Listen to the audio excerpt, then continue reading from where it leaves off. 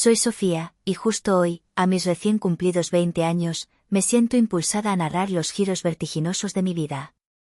Si rebobinamos el tiempo, la aguja se detendría en mis 8 primaveras, el año en que mis padres, Elena y Ricardo, decidieron que sus caminos debían bifurcarse. El hogar que conocía se desvaneció, y de vivir bajo el mismo techo, papá se convirtió en una figura que aparecía y desaparecía como el sol tras las nubes de verano. Yo me quedé en la vibrante, aunque a veces sofocante, Guadalajara, al cuidado de mi madre. No pasó mucho tiempo antes de que mamá reconstruyera su vida. Se casó con don Ramón, a quien, por respeto y costumbre, llamaba tío Ramón. Papá, por su parte, también encontró consuelo en una nueva compañera, doña Carmen. Crecí como una observadora silenciosa de estas nuevas constelaciones familiares, esforzándome por ser una niña invisible, una sombra que no rompiera el delicado equilibrio. Mamá y tío Ramón vivían en un modesto, pero acogedor, apartamento de 2 habitaciones en el corazón de un barrio tradicional de Guadalajara. Ramón era un hombre de buen corazón, un artesano de la plata, pero su carácter era de una rigidez inquebrantable, moldeado por la disciplina de antaño. En su casa, sentía que cada respiro era una cortesía, que mi presencia era un préstamo a mi favor. Si bien me querían y nunca me faltó un plato de comida o ropa limpia, mi existencia estaba marcada por un sinfín de noes. No faldas por encima de la rodilla. No labiales de colores audaces. No risas estridentes en la calle. Mi libertad era una jaula de oro con barrotes de buenas intenciones. Y ni hablar de tener mi propio santuario. Mamá y yo compartíamos la habitación principal, y Ramón ocupaba la otra. Mi fantasía recurrente era la de mis compañeras de clase en la secundaria, que alardeaban de sus espacios sagrados, donde podían desatar su creatividad, maquillarse frente a un espejo sin juicio y escuchar la ranchera que les apeteciera a todo volumen.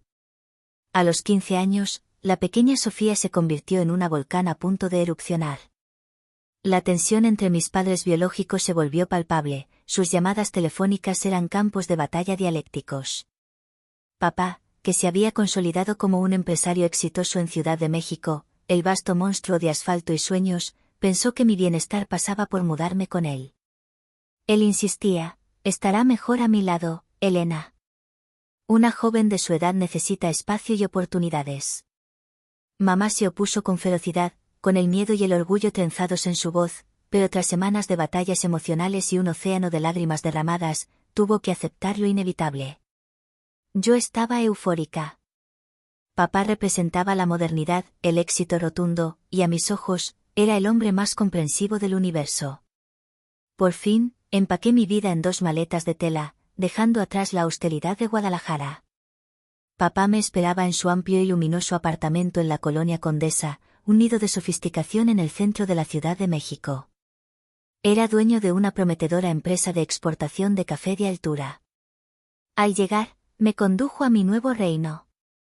Era la perfección hecha habitación, espaciosa, inundada de la luz tamizada por un enorme ventanal que daba a un balcón privado. Las paredes estaban engalanadas con pósters de mis ídolos del pop rock mexicano y, sobre un escritorio de caoba, me esperaba una laptop nueva. Todo el decorado había sido elegido pensando en mí, con mis colores favoritos, y unas cortinas de terciopelo azul noche que le daban un toque de misterio y elegancia. Me sentí, por primera vez, como la princesa de un cuento de hadas. Doña Carmen, su esposa, era una mujer dulce, con un aire de melancolía y una timidez que la envolvía como un chal. Debido a problemas de salud, nunca había podido concebir, y percibía su trato hacia mí como el de una madre que por fin abrazaba a su hija soñada. Siempre buscaba complacerme, me preparaba mis guisados favoritos y me ayudaba con mis tareas escolares. A veces, la veía perdida en la tristeza de sus ojos. Quizás la soledad en esa gran ciudad la acosaba. Yo, sin entender del todo el peso de su pena, le tomé cariño. 2 años de esa vida idílica pasaron volando. La atmósfera de libertad y cariño era embriagadora. Pero un invierno, tía Carmen enfermó de gravedad. A pesar de los esfuerzos desesperados de mi padre, que contrató a los mejores especialistas del país, ella se apagó lentamente. Nos quedamos solos. El apartamento, antes lleno de la dulce presencia de Carmen, se sentía ahora vacío, gélido. Asumí las riendas del hogar con una madurez prematura, decidida a evitar que papá se hundiera en la tristeza. Cocinaba, limpiaba, lavaba la ropa. A mis 17 años, me sentía competente, casi una adulta. Un día, mamá apareció en nuestro umbral. La distancia y el tiempo solo habían acentuado nuestro asombroso parecido físico. Mi silueta se había estilizado, mis rasgos se habían vuelto más definidos, una copia fiel, pero más joven, de Elena. Mamá propuso que regresara a Guadalajara, asegurando que tío Ramón se había suavizado y que la convivencia sería armoniosa. Pero mi negativa fue un muro infranqueable. Me aterraba la idea de dejar a papá solo con su dolor, y la promesa de vida en la Condesa, con su efervescencia cultural y su libertad, me había seducido por completo. Papá me respaldó sin dudarlo. Aún era joven, atlético y rebosante de energía. Le gustaba mi compañía, yo era su ancla. Me quedé. Los años se deslizaron sobre nosotros como seda fina.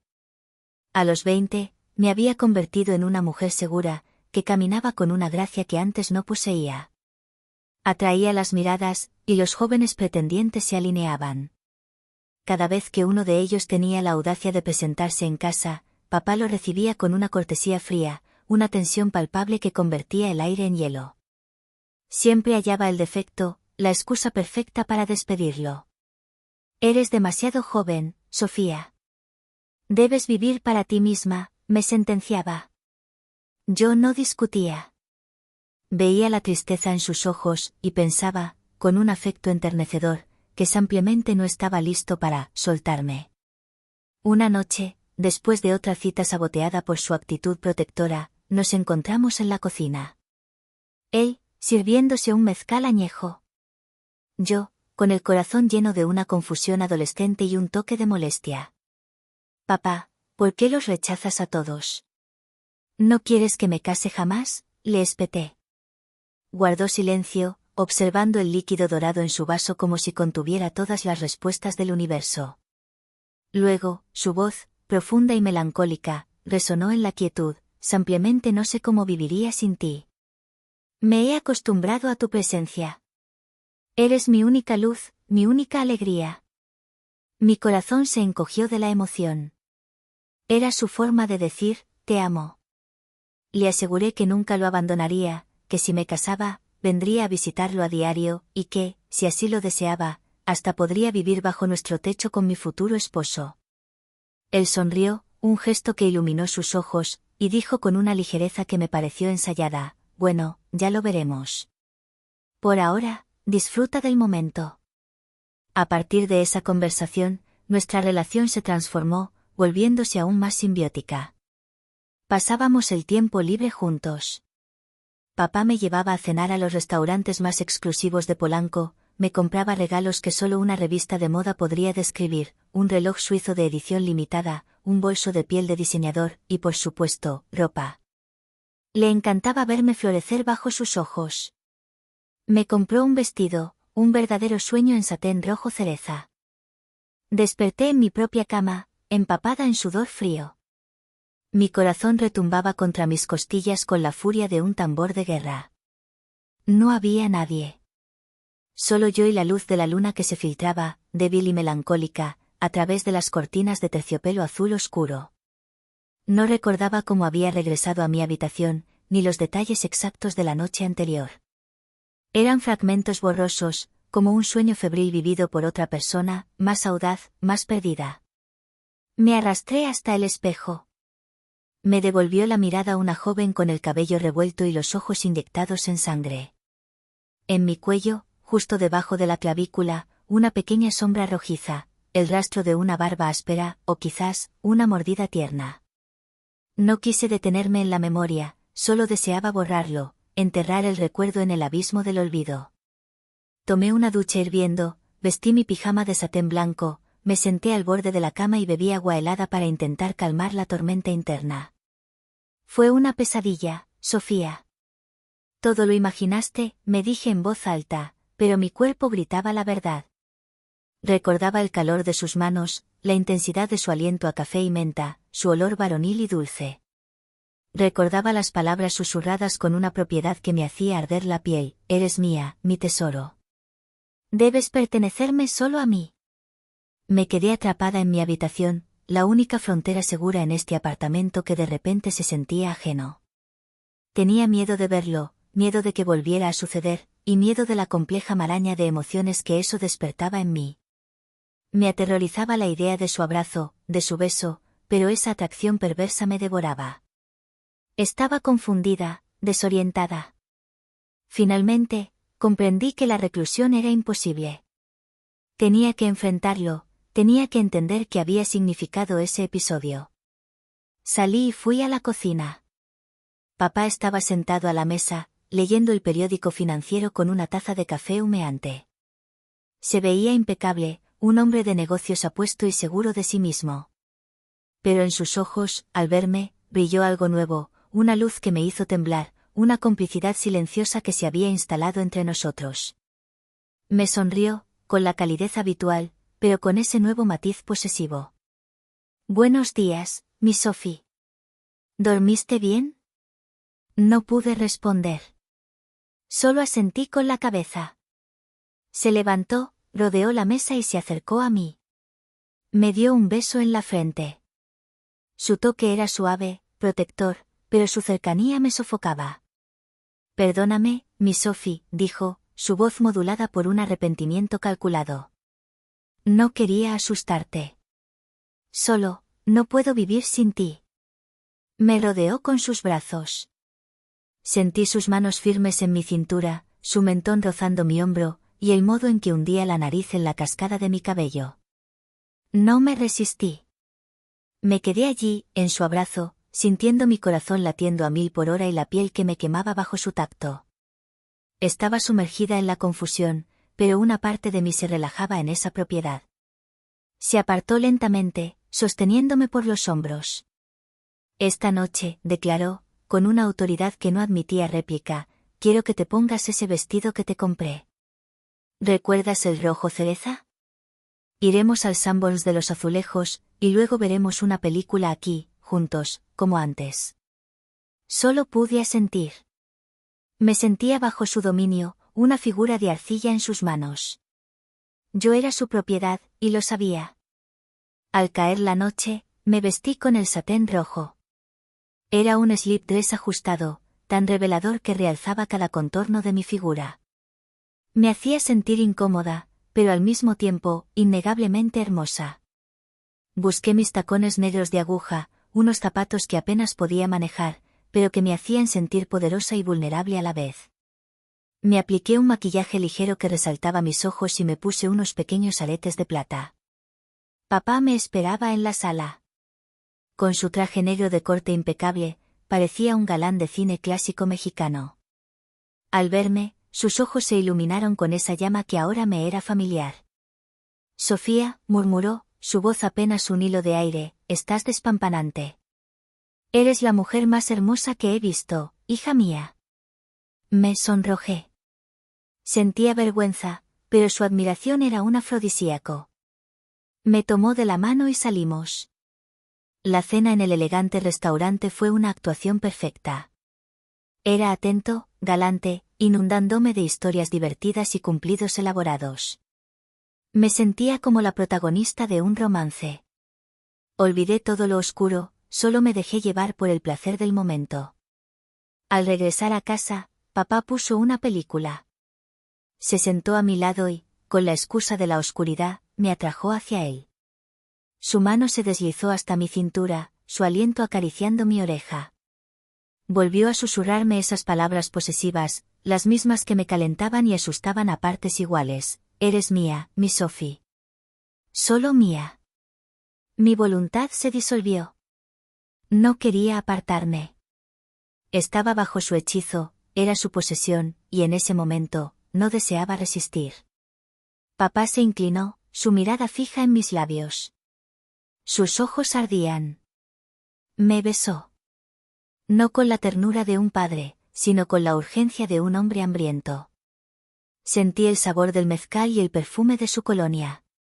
Me besó con una insistencia tierna, pero que reafirmaba su propiedad. Mi cabeza daba vueltas, cerré los ojos, sintiendo que flotaba sin control. No quería parar. Solo quería que continuara. Se separó, me miró, y en sus ojos vi una mezcla de amor, ternura y un instinto salvaje. Sofía, dijo con voz ronca, eres mía. Eres mía para siempre. No te entregaré a nadie. Solo asentí. Yo era suya. A partir de esa noche, todo cambió. Nuestra relación se transformó en algo íntimo y consumidor. Pasábamos cada minuto juntos. Dejó de permitirme ver a mis amigas, las salidas, las citas, todo se interrumpió. Mi mundo se encogió hasta ser solo él. Yo era suya, y él era mi universo. Me compraba joyas caras, ropa que gritaba lujo. Debes ser la más hermosa, Sofía, decía. Y yo lo era. Un día, regresó con un pequeño paquete envuelto en papel de seda negra. Dentro, había lencería de encaje negro con liguero, tan audaz que me ardieron las mejillas. Nunca había usado algo así, pero él me convenció. Póntelo. Quiero verte, me pidió, con un brillo de anticipación en los ojos. Temblé de vergüenza y emoción. Me la puse. Cuando salí de mi habitación, la visión en sus ojos fue mi recompensa. Sofía, dijo, con un aliento que era un gemido, eres una diosa. Me sentí deseada, poderosa. Empezó a besarme, y sus manos se deslizaron sobre el encaje. Mi cuerpo se incendió. Yo era su propiedad. Me levantó en brazos, me llevó a la cama, y esa noche, yo fui completamente suya. Su esclava, su amante, su muñeca. Hacía conmigo lo que deseaba, y lo peor era que me gustaba. Estaba atrapada en una niebla de confusión y adicción. Sabía que estaba mal, un tabú, un pecado, pero no podía alejarme de la intensidad de sus caricias, de la satisfacción que sentía en su poder absoluto sobre mí. La vida se redujo a la burbuja de cristal y terciopelo de ese apartamento en la Condesa. Me convertí en una sombra que se movía a su alrededor, una pieza de colección en su vitrina personal. Pasábamos mañanas tranquilas donde me enseñaba sobre su negocio, el aroma a café tostado de su oficina mezclándose con el incienso que a veces encendía. Las tardes eran para él, cenas privadas en la terraza, películas clásicas, o simplemente que yo lo viera trabajar mientras me recostaba en el sofá de cuero de su estudio. Papá, o Ricardo, como ya casi no me atrevía a llamarle, era mi único sol. Dejé de hablar con mis amigas de la preparatoria. Los estudios se convirtieron en una distracción innecesaria. No necesitaba nada más que su mirada, sus regalos y su presencia. Me sentía la mujer más feliz y más hermosa del mundo, envuelta en esa obsesión. Pero en el fondo, en el rincón más oscuro de mi conciencia, latía una punzada de dolor. Sabía que esta vida era un absurdo, una relación prohibida, pero la adicción a él me impedía cualquier acción. Nuestra relación era una danza de poder y sumisión, y él lo enfatizaba a través de pequeños rituales. Le encantaba elegir mi ropa, y no solo la lencería. Me compró una colección de vestidos de seda con estampados florales, siempre eligiendo aquellos que acentuaban mi cintura y la caída de mis hombros, y siempre terminaban en faldas de vuelo que se movían con cada paso. Yo me sentía como su maniquí personal, una costumbre que, extrañamente, me hacía sentir deseada. Él tenía un fetiche por el calzado. No eran solo los tacones de aguja negros. Me compraba botas de piel de cabra hasta la rodilla en colores inesperados, zapatos mjus con plumas y sandalias con correas de cuero que se entrelazaban hasta mis tobillos.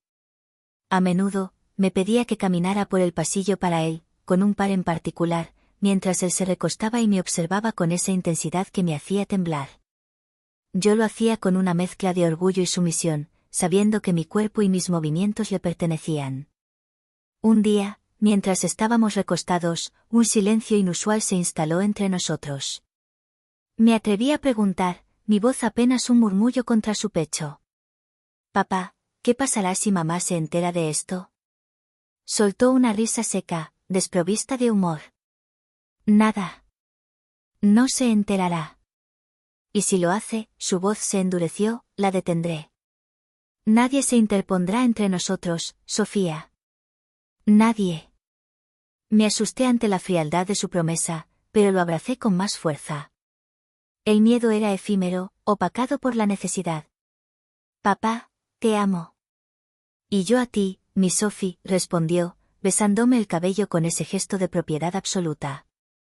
Los meses pasaron en esa misma vorágine.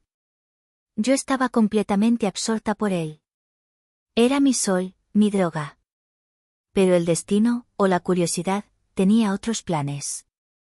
Un día, Ricardo estaba en su negocio en el centro, y la casa estaba sumida en un silencio inquietante. Me propuse limpiar a fondo su habitación, una tarea que antes hacía con orgullo de dueña de casa.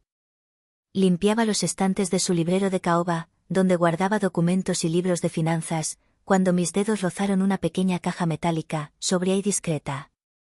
Estaba oculta detrás de una pesada edición de 100 años de soledad. Sabía, con esa certeza que te paraliza, que no debía abrirla.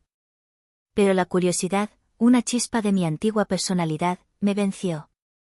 Revisé sus cajones, y encontré una pequeña llave de latón en el fondo de una caja de gemelos de plata. Abrí la caja.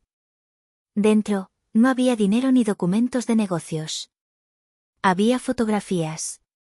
Cientos de ellas. Todas eran mías. Estaba yo en el balcón tomando un café, yo estudiando con el cabello suelto, yo durmiendo, yo probándome los tacones que él había comprado, yo, incluso, con la lencería de encaje que me había regalado. Me había estado fotografiando, a menudo sin que yo lo supiera, sin que yo me diera cuenta. Sentí que el aire me faltaba. Me sentí expuesta, profanada, sucia. Las fotos no eran eróticas per se, pero el contexto de su obtención, la obsesión detrás de la lente, me heló la sangre. Debajo de la pila de fotos, encontré una pequeña nota, doblada con pulcritud. La abrí. La letra de Ricardo era elegante, pero firme. Mi Sofía. Eres mía. Y lo serás. Nadie se interpondrá entre nosotros. Nadie. Estoy dispuesto a todo por ti. Estoy dispuesto a pelear, a destruir, si es necesario. Te amo. El frío me recorrió el cuerpo, desde la cabeza hasta la punta de mis pies descalzos. No era amor lo que sentía por mí. Era una patología, una enfermedad posesiva y peligrosa. Entendí que estaba en peligro real. Ricardo no era solo un amante posesivo, era un hombre obsesionado y potencialmente violento. Cerré la caja de golpe, devolví la llave a su escondite y coloqué la caja metálica exactamente donde la había encontrado. Corrí a mi habitación, cerré la puerta con el pestillo, y me senté en la cama, abrazando mis rodillas. Lloré. Lloré por el miedo que me devoraba, por la desesperación de mi situación, y por la estúpida ingenuidad con la que había aceptado mi destino. Pensé que me amaba, pero él solo me poseía. Tomé una decisión radical, huir. Antes de que fuera demasiado tarde. Comencé a empacar. Tomé algo de dinero en efectivo que había ahorrado de los regalos, mi teléfono, mis documentos esenciales. Salí de la casa sin hacer ruido. Caminé por las calles de la Condesa, sintiéndome como una esclava que acababa de romper sus cadenas. Era libre, pero la soledad era un manto pesado, y el miedo, un compañero constante. Fui a la estación de autobuses del norte. Quería ir lo más lejos posible de Ciudad de México, de Ricardo. Compré un boleto para el primer destino que me pareció seguro y lo suficientemente lejano, Monterrey. Subí al autobús y me senté en la ventana. Cerré los ojos, deseando que el movimiento me borrara la memoria. Quería olvidarlo a él, olvidar el brillo posesivo de sus ojos, olvidar mi propia debilidad. Mientras el autobús se acercaba lentamente a la capital industrial del norte, la ventana me mostraba un paisaje de sierras y campos. Yo me miraba en el cristal, una fugitiva, una criminal sin crimen, pero con la sensación de libertad más pura que había experimentado en años. Podía empezar de cero. Llegué a Monterrey, la ciudad de las montañas, sintiéndome como un alma errante en busca de redención. El bullicio industrial y la frialdad de los edificios altos contrastaban con el caos emocional que llevaba dentro. Alquilé una pequeña habitación en un hostal en el centro, cerca de la macroplaza, un lugar anónimo donde nadie haría preguntas. Necesitaba desaparecer. Conseguí un trabajo como mesera en un café tranquilo, de esos donde se sirven pan de elote y café de olla. Me llamé a mí misma Elena en el trabajo, usando el nombre de mi madre como un escudo. Vivía una existencia solitaria, sin amigos, sin familia, sin la riqueza que había conocido, pero por primera vez en mucho tiempo, me sentía segura. Sentía que había recuperado el control de mi vida, y que podía comenzar de nuevo, hoja en blanco. Pasaron 6 meses. 6 meses de una paz cautelosa, de mirar por encima del hombro, pero de respirar un aire que no estaba envenenado por la posesividad.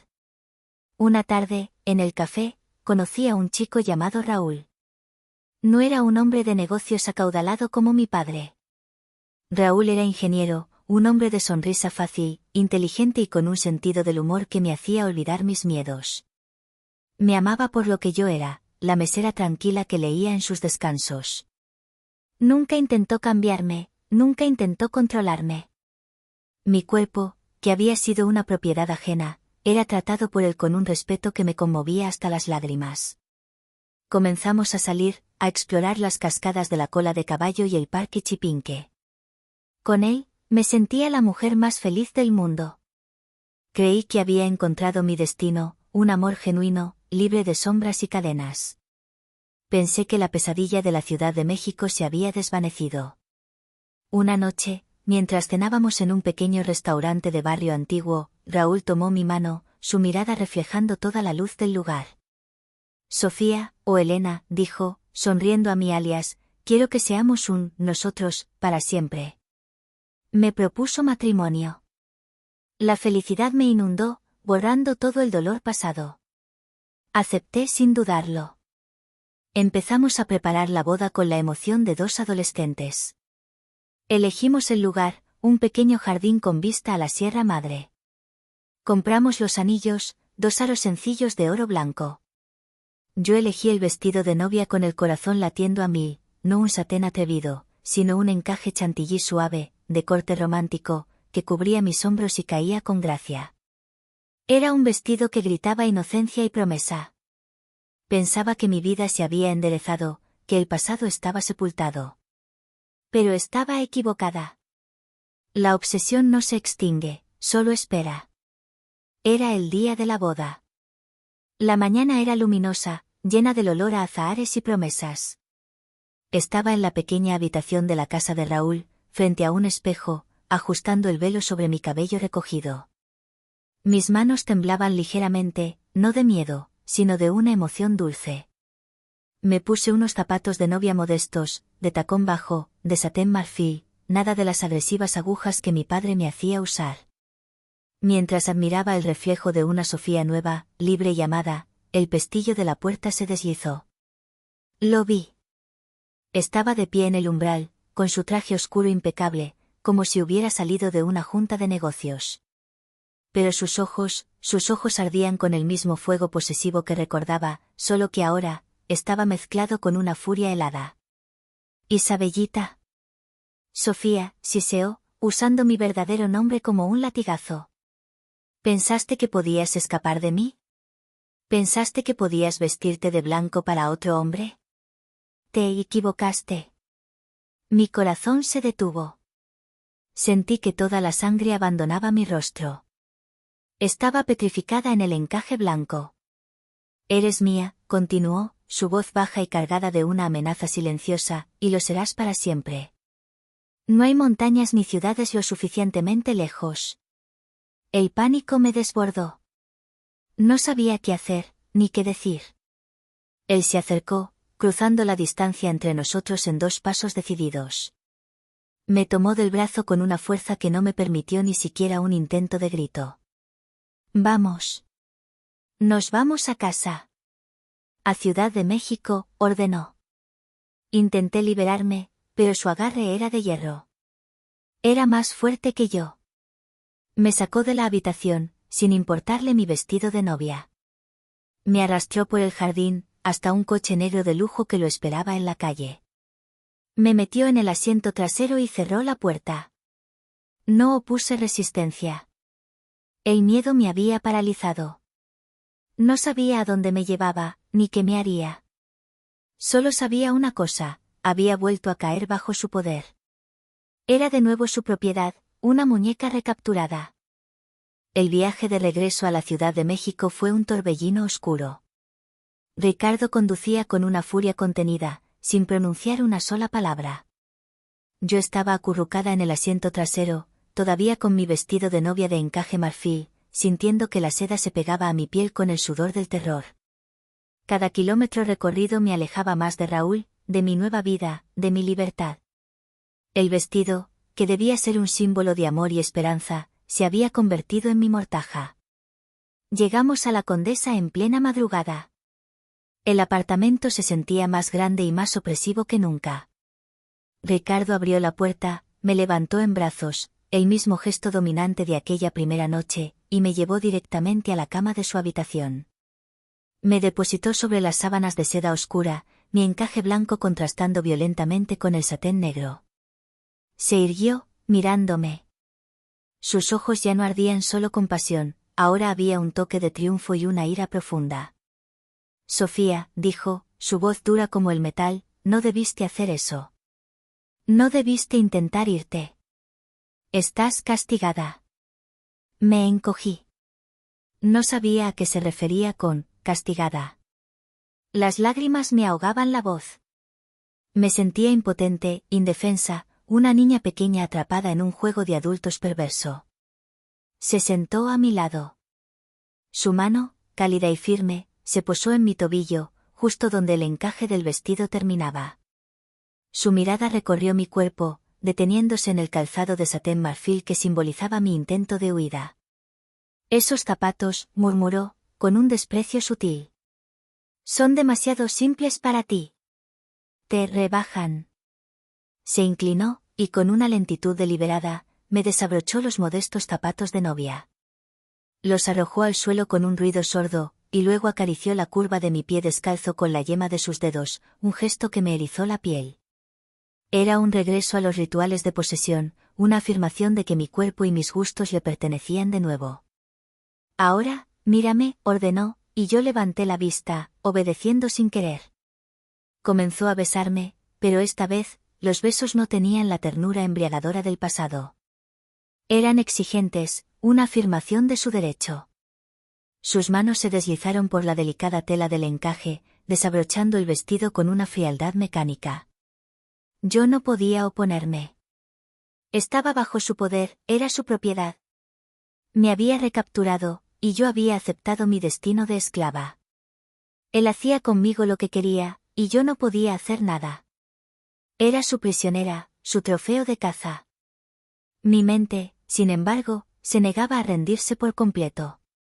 Pensaba en Raúl, en el dolor que debía sentir al verme desaparecer. Pensaba en el altar vacío, en nuestra boda que nunca sería. Había perdido mi amor, mi libertad, mi vida.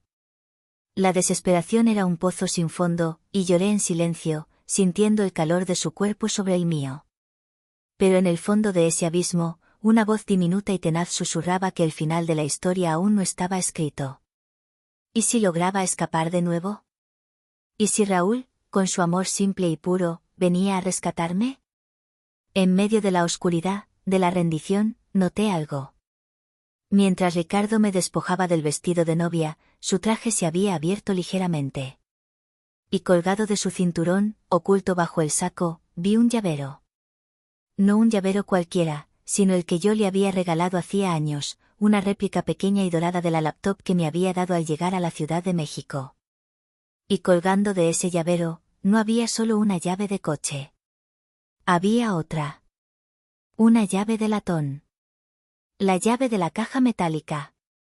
Pero junto a ella, había otra, ligeramente más grande y con una forma distintiva, la llave de la puerta trasera del apartamento, esa que él nunca usaba, que siempre estaba oxidada y olvidada. La llave que conducía al callejón. En ese momento de absoluta sumisión, mi mente se disparó. La clave para mi escape no estaba en la resistencia, sino en el detalle. Ricardo se movió, concentrado en su acto de posesión. Sentí mi cuerpo arder, pero mi mente estaba fría, calculando. ¿Si lograba acceder a ese llavero? El momento de la verdad llegó cuando, finalmente, se separó de mí, triunfante. Me miró, y su expresión era de satisfacción total, el dueño que reclama su pertenencia. «Dormirás aquí, Sofía», decretó. «A mi lado, donde siempre debiste estar».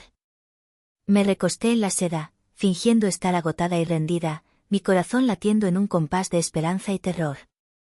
Él se levantó brevemente para apagar la luz, dejando la habitación sumida en la penumbra. Mientras se acomodaba a mi lado, respirando con una satisfacción pesada, yo mantuve mis ojos abiertos, fijos en el débil reflejo del llavero sobre la alfombra, que había caído de su pantalón. La distancia era de apenas medio metro. Era ahora, o nunca. Tendría que arriesgarme a tocarlo, a robar la llave sin que él se diera cuenta.